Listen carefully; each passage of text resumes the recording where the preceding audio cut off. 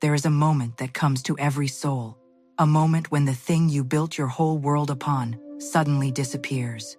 The job is gone, the relationship ends, the money runs out, the dream collapses. And in that hollow, echoing silence that follows, a voice rises up from somewhere deep inside you and whispers the most terrifying question a human heart can ask. What if this is the end? What if what I had is gone forever, and nothing this good will ever come again? That voice is not the voice of truth. That voice is the voice of appearances, and appearances, as Florence Scovel Shinn so powerfully taught, are the greatest liars in the universe. There is a law, not a wish, not a comfort, not a religious sentiment meant to make you feel better in hard times, but an absolute, unbreakable, cosmic law that governs all things seen and unseen. And that law declares, with the full authority of infinite intelligence behind it, there is no loss in divine mind.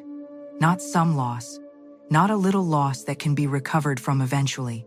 No loss, none. The word loss does not exist in the vocabulary of God. It is a word invented by human fear, sustained by human doubt, and worshipped at the altar of human limitation. But in the mind that created galaxies and grows flowers through concrete and turns winter into spring without a single moment of panic in that mind, the very concept of loss is unknown. Now, you may read those words and feel a resistance rise in you. You may think of the thing you lost, and perhaps you have lost something that shook you to your very foundation. Perhaps it was a person you loved more than you knew how to say. Perhaps it was a business you poured years of your life into. Perhaps it was your health, your reputation, your savings, or your sense of who you were, and everything in your human mind wants to argue with this law. Everything in you wants to say, but you don't understand. This was real. This loss was real. I felt it. I lived it. I am still living it. And to that, this truth does not argue back. It simply stands, immovable, the way a mountain stands when the wind argues against it. The human mind sees in pictures.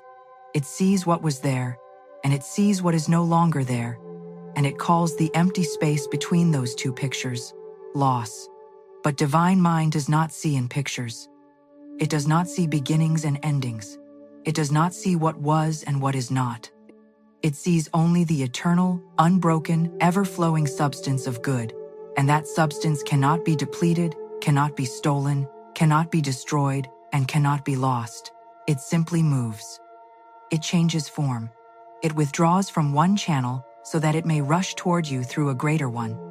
What looks like loss from where you are standing is often nothing more than redirection seen from a viewpoint too small to take in the whole design. Think of water. You cannot destroy water. You can freeze it, and it becomes ice. It looks different. It feels different. It serves a different purpose, but it is still water.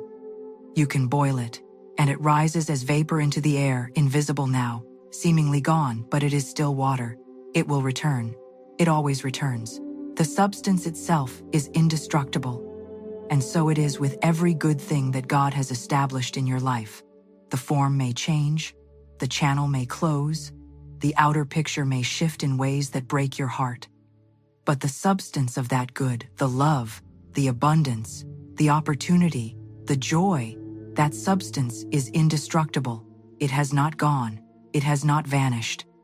It is gathering itself, finding a new form, preparing to return to you, pressed down, shaken together, and running over. This is not wishful thinking. This is not the spiritual equivalent of telling yourself everything will be fine when everything is clearly not fine. This is a declaration of the nature of reality itself, the reality that exists beneath the surface of appearances, beneath the story your fear is telling you, beneath the evidence that your five senses are presenting to you as final and absolute. And in the sections that follow, we are going to walk together into the very heart of this law, because understanding it is not enough. You must feel it, you must know it, and ultimately, you must live it. The great trouble with human beings is not that they suffer loss, It is that they believe in it so completely, so thoroughly, so devotedly, that they build their entire inner world around it. The moment something disappears from the outer life, the mind rushes in like a flood and begins constructing a monument to what is gone. It rehearses the memories, it replays the moments. It measures every new day against the days that came before and finds them wanting. It sets up a permanent residence in the past and then wonders why the future never seems to arrive with anything worth celebrating. This is not grief. Grief is holy. Grief is necessary. Grief is the soul's honest response to change. This is something else entirely. This is the decision, made often without any awareness that a decision is being made, to accept loss as a final verdict on your life. Florence Scovel Shinn wrote that every man is a golden link in the chain of good. She understood something, that most people spend their entire lives failing to grasp that you are not a separate, isolated creature trying to scratch out a living in an indifferent universe. You are connected, at every moment, to an infinite source of supply that knows no exhaustion, no favoritism, and no shortage.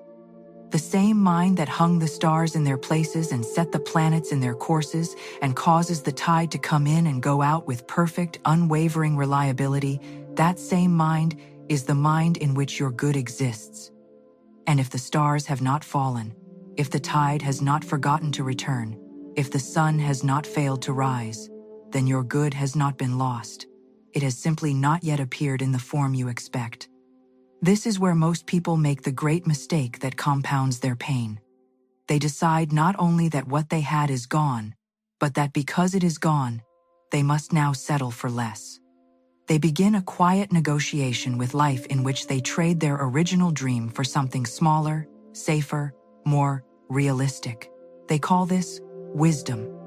They call it maturity. They call it learning to be grateful for what you have instead of chasing what you want. And while gratitude is one of the most powerful spiritual forces available to a human soul, there is a false version of gratitude that is really nothing more than resignation wearing a peaceful expression. True gratitude says, I am thankful for what I have, and I trust that greater good is on its way. False gratitude says, I suppose this is all there is for me, and I should make my peace with it. One opens the door, the other locks it, sits down in front of it, and calls the stillness contentment. Divine mind has no awareness of your self-imposed ceiling. It does not honor your decision to want less. It does not reward you for shrinking. It is forever pressing against every limitation you have set, forever offering more than you have allowed yourself to receive, forever preparing a table in the wilderness that you would see plainly if only you would lift your eyes from the ground where you have been searching for scraps. The universe is not a place of scarcity that occasionally, through luck or favor, produces moments of abundance. It is a place of infinite abundance that occasionally, through the interference of fear and doubt, appears scarce. The appearance is the lie. The abundance is the truth. Consider how nature itself refuses to accept the idea of permanent loss. A forest burns, and it is devastating to witness. Everything that stood tall and green and full of life is reduced to ash and silence. Any human observer looking at that scorched landscape would be forgiven for calling it a picture of complete and total loss. But beneath the surface of that ash, the seeds that the fire released are already beginning to stir. The nutrients that the fire returned to the soil are already feeding the first tender shoots pushing upward.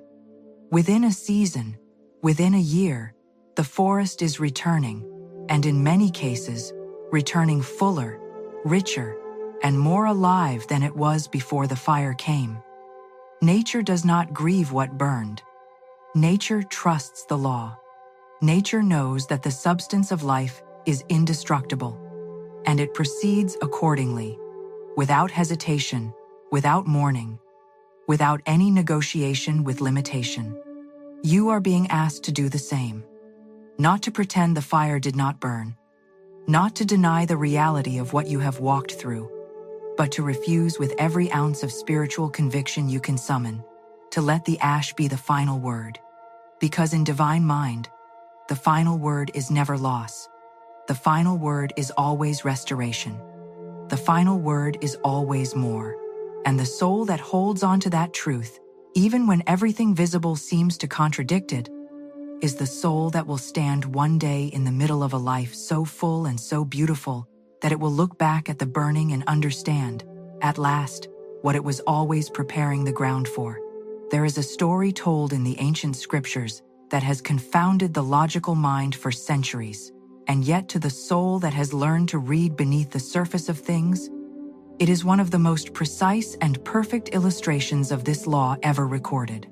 A man named Job loses everything: his wealth, his family, his health, his standing in the community. He sits in the ruins of his former life, surrounded by people who offer him explanations for his suffering, theories about what he did wrong, philosophies about why God has abandoned him.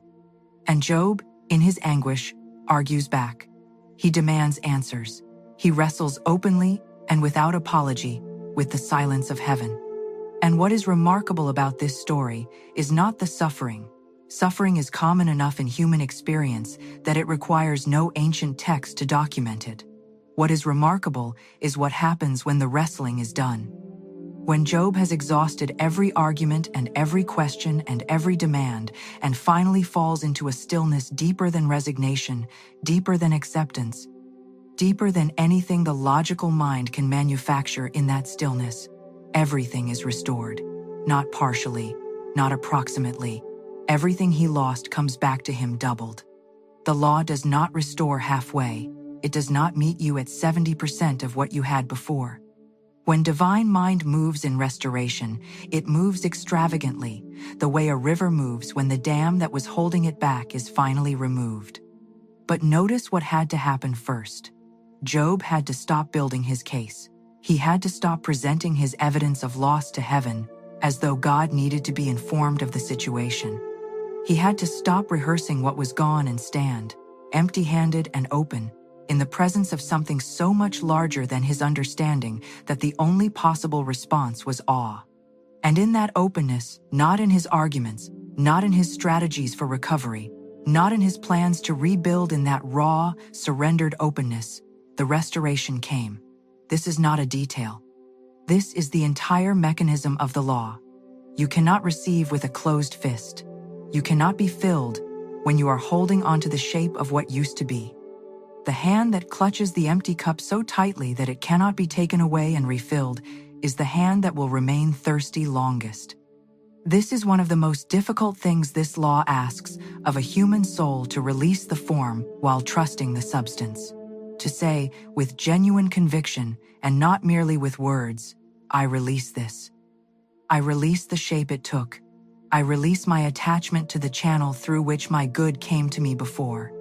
I trust that the substance of this good, which cannot be destroyed and cannot be lost, is already finding a new and greater form, and I open myself completely to receive it. Most people can say those words. Very few people can mean them at the depth required for the law to move.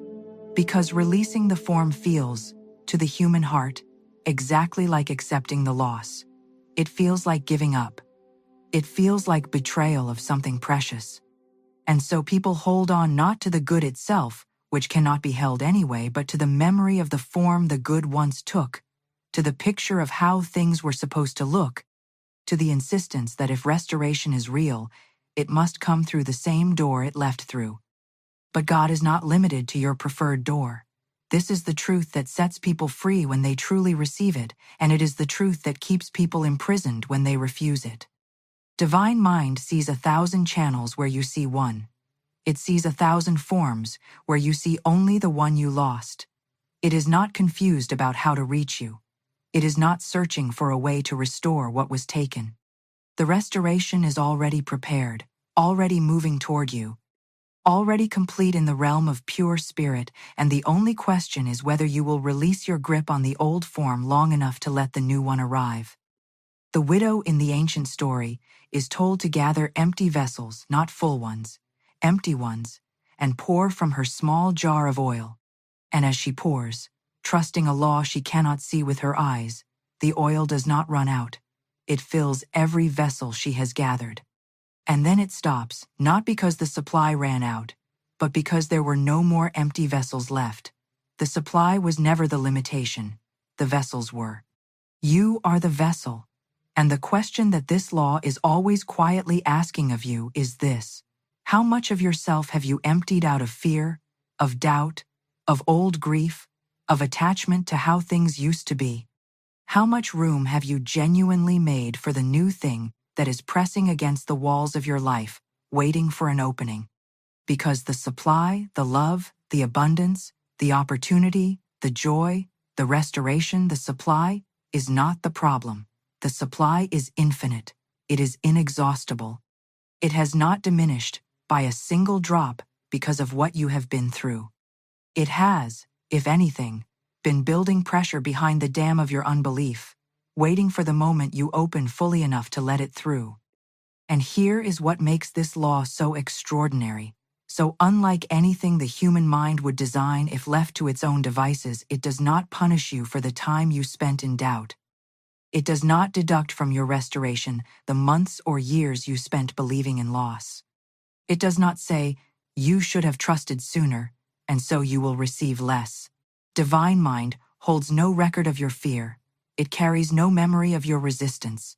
The moment you turn, the very moment, not the day after, not when you have sufficiently proven your faith, the moment you genuinely turn and open and trust, the supply begins to move, instantly. Completely, without condition. This is not the law of karma, which measures and balances. This is the law of grace, which gives not according to what you have earned, but according to what you are willing to receive. There is something that happens to a person who has carried the weight of loss for a long time, something subtle, something that creeps in so quietly that most people never notice it happening, until it has already reshaped the entire landscape of their inner world. They begin to identify with the loss. It becomes not something that happened to them, but something that defines them. The story of what was taken becomes the story of who they are. And this is perhaps the most dangerous thing that loss can do to a human soul, not the pain it causes, which is real and must be honored, but the identity it constructs, which is false and must be dismantled. Because the moment you become the person who lost everything, you have handed the keys of your future to your past, and you have done it so completely, so unconsciously, that you do not even realize the door is locked from the inside. Florence Scovel Shinn understood that words are not merely sounds. They are not simply the noise the human mouth makes when the brain wants to communicate. Words are forces. They are spiritual tools of the highest order, capable of building or destroying, opening or closing, calling forth or pushing away. She taught that your word is your wand, and she meant this with the full weight of absolute law behind it. Every word you speak about your loss is a declaration to the universe about what you expect your life to contain. Every time you tell the story of what was taken from you, you are rehearsing a script that the infinite creative power of divine mind will work to make true in your outer experience. Not because God is punishing you for your negative speech, not because the universe is unkind, but because the law is impersonal and precise, the way gravity is impersonal and precise. It does not ask your permission. It does not evaluate your intentions. It simply responds to what you give it, and it gives you back more of the same. This means that the words you are speaking right now about your life are among the most important things happening in your world. Not the economy, not the circumstances, not the behavior of other people, not the opportunities that seem present or absent. Your words, your inner declarations. The story you tell yourself at 3 a.m. when the silence is loud and the fear is close and the evidence of loss feels overwhelming and absolute, that story is not a description of your reality. That story is a prescription for your reality. And if the story you are telling is a story of permanent loss, of doors forever closed, of good that came once and will not come again, then you are not reporting the news. You are writing it. You are the author of that outcome, and you have the power, right now, in this moment, to put down that pen and pick up another one. This is not about pretending. It is not about manufacturing a false cheerfulness that sits on top of genuine pain like a coat of bright paint over a cracked wall. The law does not ask you to lie to yourself. It does not require you to deny what hurts or to perform a happiness you do not feel. What it asks is something far more precise and far more powerful than that. It asks you to make a distinction, a clear, conscious, deliberate distinction between what is true in the realm of appearances and what is true in the realm of divine mind. In the realm of appearances, something is gone. That is real. That is acknowledged. That is not argued with. But in the realm of divine mind, the substance of that good is indestructible. The restoration is already prepared, and the law that governs all things is already working on your behalf. Both of these things are simultaneously true, and the question is not which one is real. The question is which one you are going to give your attention, your words, and your faith to, because whichever one you choose will become the dominant force shaping your experience. The great mystics and teachers who have walked this earth in every age and tradition have always pointed to the same invisible turning point in a human life, the moment when a person stops reacting to the outer world and begins to deliberately create from the inner one. It is the moment when prayer stops being a plea and becomes a declaration, when faith stops being a feeling and becomes a decision, when the soul stops asking, "Why did this happen to me?" and begins to ask, "What is this preparing me for?" That shift, that single seismic shift in the orientation of the soul, is the moment the tide turns, not the moment the outer circumstances change. Not the moment the new job appears, or the relationship is healed, or the money comes in. The tide turns in the invisible world first, and the outer world follows, always, with the reliability of natural law, with the certainty of the sunrise.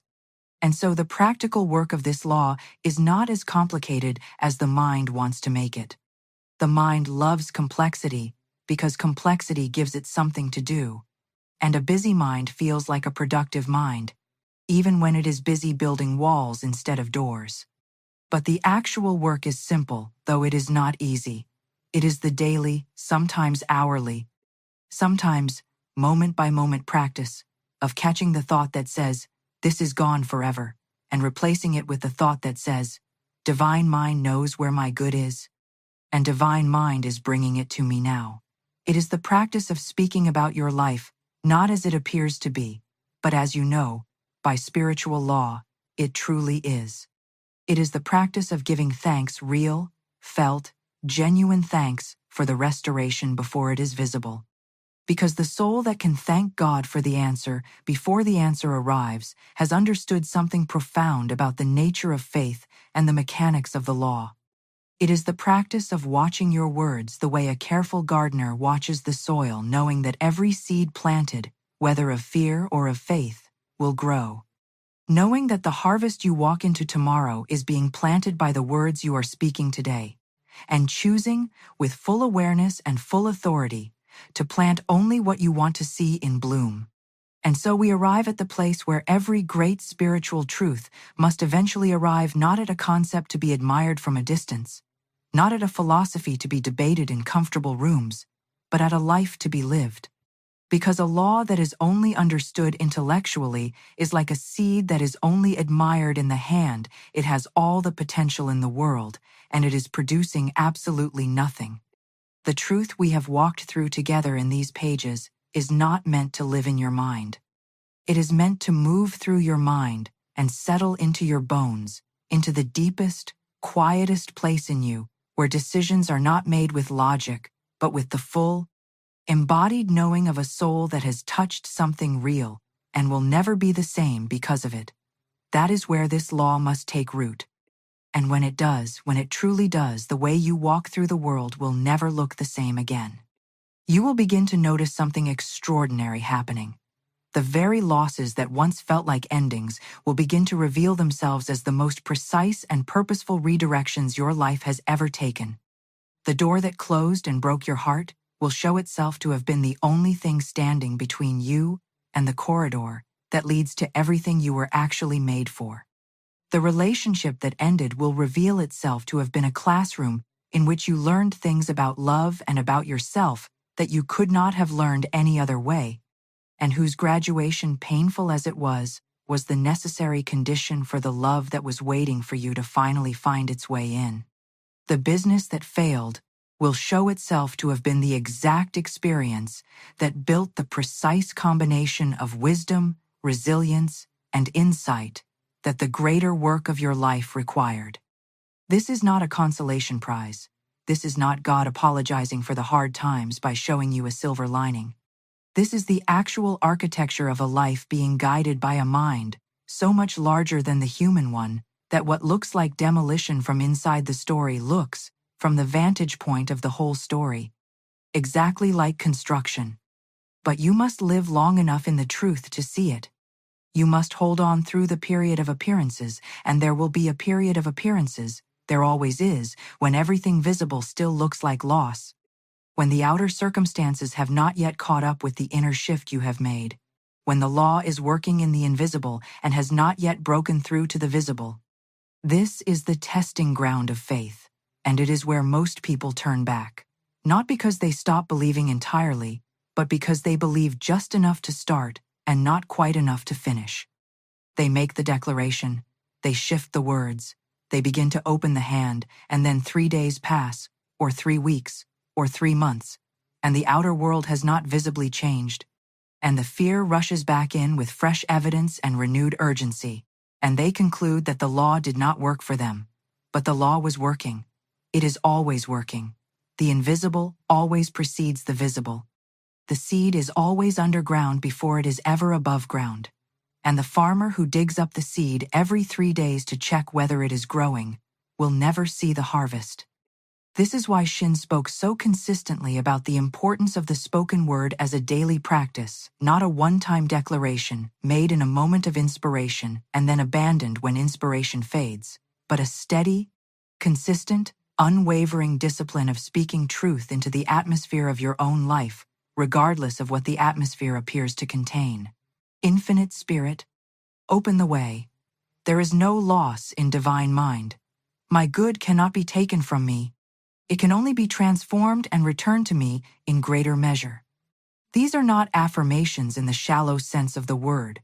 They are not cheerful sentences designed to trick the brain into feeling better. They are precise spiritual instruments, tuned to the frequency of divine law, and every time you speak them with genuine conviction, you are doing something real in the invisible world. You are clearing the channel. You are removing the obstruction of fear. You are opening the vessel wider.